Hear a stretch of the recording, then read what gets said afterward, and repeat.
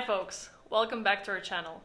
A lot of people reached out to us recently asking about how to immigrate to Canada.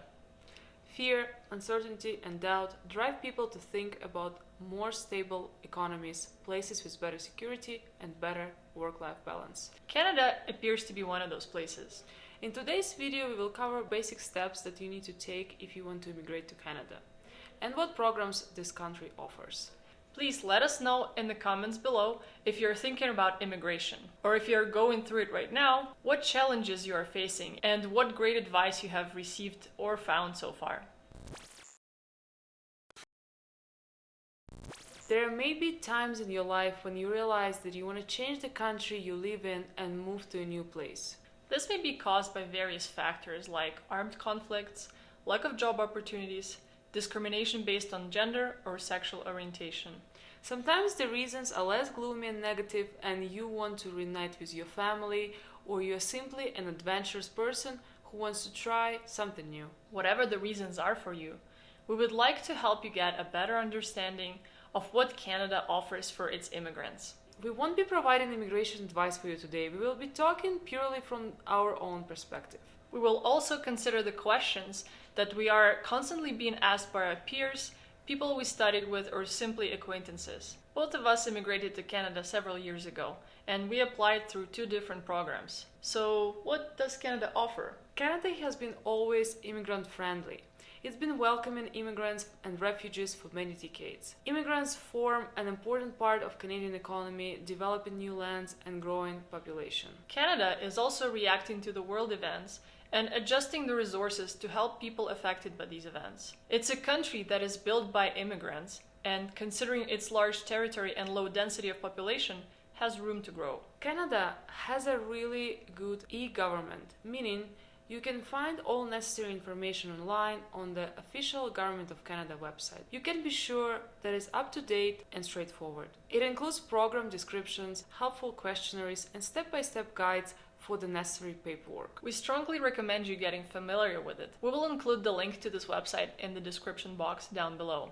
So the question is, how to come to Canada? Well, you can come to Canada as a visitor or temporary resident. This visa can be single or multi-visit, and it doesn't allow you to work in Canada. Technically, it's a tourist visa, and you can only stay for up to 6 months per visit. You can also come to Canada as a student, to summer language program, or maybe college, university, etc.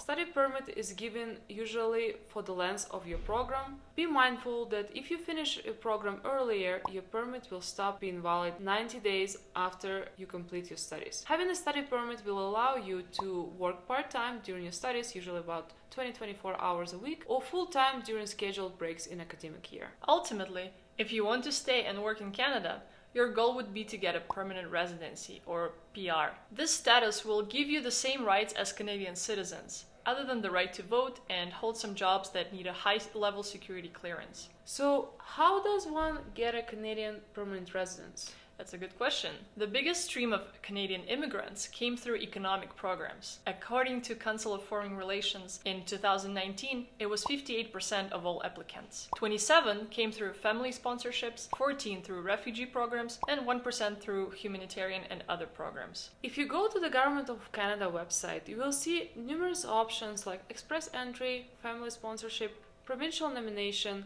There is a specific program also for Quebec and Atlantic provinces, and so on. In our video today, we will narrow our discussion to the economic stream only and describe the Express Entry program, as this is the one we went through ourselves and have the most experience with. So, what is Express Entry? Express Entry is a program for skilled workers that was launched in 2015. It is fully digital. You submit your application into the pool of candidates by creating an online profile, and all the communication as well as document submissions is done through the portal. Express Entry has 3 pathways you can go through: Skilled Trade Program, Foreign Skilled Worker, Canadian Experience Class. Trade program is created for people of certain professions that the Canadian economy has a need for. Currently, as of spring 2022, they are as follows: industrial, electrical, and construction trades, maintenance and equipment operation trades, supervisors and technical jobs in natural resources, agriculture, and related production, processing, manufacturing, and utility supervisors, and central control operators, chefs and cooks, butchers and bakers. Check the Government of Canada website for the latest updates. Also, for this application, there is no education requirement, even though having a degree will improve your overall ranking. You will need a job offer though. The requirement is to have an invitation to work in Canada full-time for at least 1 year. You would also need to be certified in your trade by a Canadian authority. If you have applied as a skilled worker, let us know in the comments below.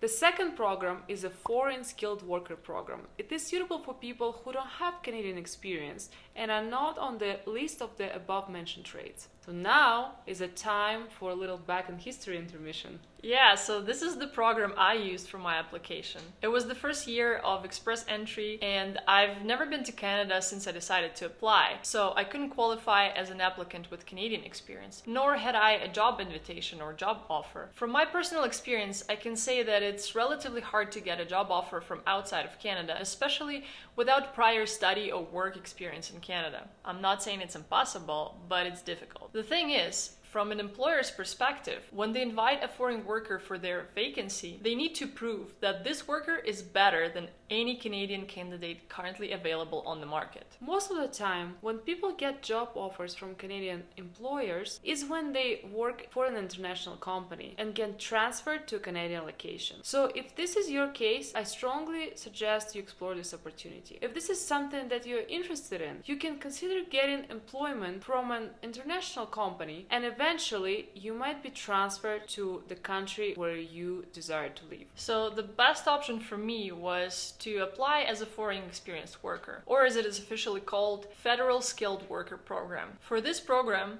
no Canadian experience is required, but you need to have at least 1 year of work experience from abroad in the last 10 years. The more years you've worked, the more points you're going to get on your application. You also need to meet the requirement on education level, language knowledge, and age. If you're younger than 30, you will get maximum points. The third program is the Canadian Experience Class Program. You can apply if you have 1 year of work experience in Canada in the last 3 years before you apply and meet other requirements like language proficiency. The common scenario for this program is if you come to Canada as a student. If you choose an educational program that is at least 1 year long, you will be eligible to get a work visa after your graduation. The length of visa will depend on how long your study program is, and this will help you start to gain the Canadian work experience required for your PR application. This was my scenario. I came to Canada as a student as it was the best option for me at the time, even though I already had both my bachelor and master's degree. I finished a 1 year program and received work permit for 1 year. Even though I started working the same day right after my college, and technically I should have a full 1 year of experience available to me by the end of my work permit, I still had to get an extension and bridging permit before I could get my PR. Ideally, you would want to study for at least 1 year and a half. This will give you a bit of spare time to gain your required 1 year of Canadian experience. To be eligible to apply through one of these express entry programs, you need to meet certain requirements. There's a special questionnaire that can help you get a better understanding of your eligibility. Take a moment to fill it out before submitting your application. Once you submit your application, you will be ranked in the express entry pool. It is important to have as high a score as possible. You can calculate your estimated score beforehand and work on improving it before applying. Some bullet points. Language tests that are accepted. CELPIP is a Canadian English Language Proficiency Index program. CELPIP should be general only. IELTS, International English Language Testing System. Also,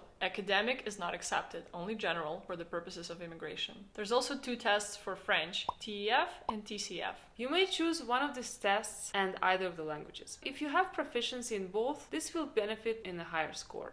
Proof of funds. Express entry application requires you to provide proof of sufficient funds to support you and your family if they are applying with you. The exception is in cases when you are currently able to legally work in Canada or have a valid job offer. The minimum amounts required to immigrate to Canada are constantly updated and can be found on the Government of Canada website, together with the documents that can be considered as a proof of funds. Another thing is age. If you're 20 to 29 years old, you will get a higher score of 100 points. With every year between 31 and 45, you will lose 5 points. Check the reference table on the website. Another requirement is education. It's mandatory for foreign workers, whereas for trades and Canadian experience, it is optional. In any case, if you have it, It will give you more points. If you studied in Canada, provide your certificate, diploma, or degree. If you studied abroad, you need to provide your credentials and have them evaluated by approved Educational Credentials Assessment Agency. From our experience, it takes most of the time, so it's good to start this process in advance. This was the basic overview of the Express Entry Immigration Program in Canada. We strongly recommend you to get familiar with the Government of Canada website and check it frequently for the updates. We also recommend you to check our friends' channel Make That Change that has a lot of great videos about immigration and life in Canada. We will drop the link in the description. We hope that this video helped answer some of your questions regarding immigration. Let us know in the comments below about your immigration journey and what program you want to choose to apply. We wish you good luck on your journey. Till next time. Till next time.